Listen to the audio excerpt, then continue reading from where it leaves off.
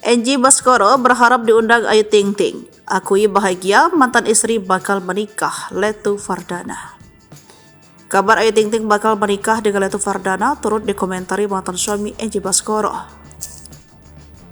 Adapun Angie Baskoro berharap bisa diundang Ayu Ting Ting ke acara pernikahannya nanti. Hal tersebut disampaikan Denny Karel selaku kuasa hukum Angie Baskoro melansir dari Tribun Trend via YouTube dan Entertainment News pada Minggu 17 Maret 2024. Denny Karel menyebut Angie ikut berbahagia mendengar Ayu Ting Ting segera menikah dengan Letu Fardana. Bahkan Angie Baskoro siap datang ke acara pernikahan tersebut jika nantinya diundang.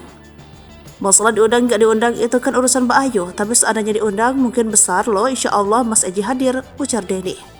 Karena biar bagaimanapun juga kan Ayu juga kan mantan, lanjutnya. Mereka kan udah punya anak, pungkasnya. Kabarnya Ayu akan menyebar ribuan undangan untuk berbagai kalangan.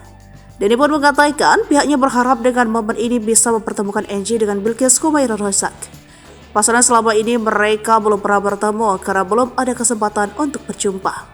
Kemarin juga kan bilang pengen ketemu, cuma waktunya belum pas untuk dia datang menemui Bilqis tuturnya.